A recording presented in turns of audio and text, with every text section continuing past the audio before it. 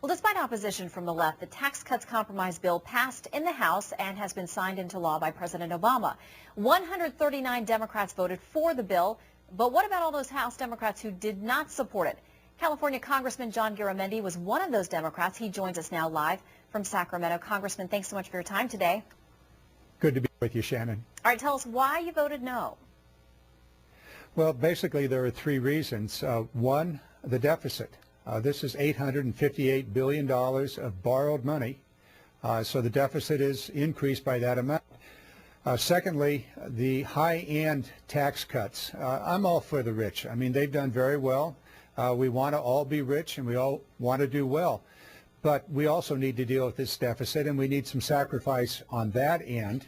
And so I wanted to see the tax cuts for the super wealthy, that top 1%, end and spend that about $60 billion bringing down the deficit or putting people to work. When you add up all the breaks for the high end, for the very wealthy, the fabulously rich, it's probably somewhere over 120, maybe as high as $130 billion. A lot of money, a lot of additional deficit.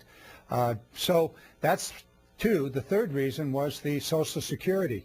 The way in which the payroll tax was reduced, that 2%, puts Social Security at risk. For the first time ever in the history of Social Security, we're now going to fund Social Security from the general fund, that is the discretionary fund of the federal government, and that is extremely risky for Social Security. We suggested an alternative way, one that would actually provide benefits for many people who do not pay Social Security, for example, policemen, firemen, teachers, and the like.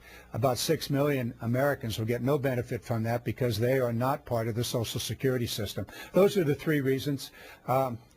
Went ahead and passed it anyway, so now we're going to move forward and we'll see how it all works out. Hopefully a lot of jobs will be created, mostly from the middle class tax cut, the middle income that really needed it, and the unemployment insurance. Both very good and very necessary. Congressman, I find it very interesting that one of your main objections in the first one you mentioned was the issue of the deficit. And it's funny that on the extreme other end of where you're coming from, I mean, from the right, the Tea Partiers and other folks were criticizing Republicans for voting for this for the very same reason. Do you think there's any going to be any meeting in the middle of solving issues on the deficit when we do clearly have factions of both parties who have a big concern about it? Well, this is the great conundrum for America, is that we have extraordinary unemployment, so we have to be very, very targeted on how we spend our money. Clearly, the unemployment insurance is a very targeted, very necessary, and that money is immediately spent by the unemployed and generates additional jobs. And so that's a good way to spend deficit money. On the other hand, spending deficit money by cutting the taxes or maintaining the low tax rate on the fabulously rich doesn't create jobs and adds up for more deficit. So yes, there is an opportunity here for all of us. Should be concerned about the deficit, and be happy to work with the Conservatives, Tea Party, and anybody else to be very, very targeted and very careful on how we spend the money and use it very wisely, and at the same time see if we can bring this deficit down. We must do so. Well, certainly there will have to be a compromise across the board from all sectors to make that happen.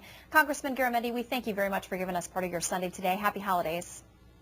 And for you too, happy holidays. Thanks.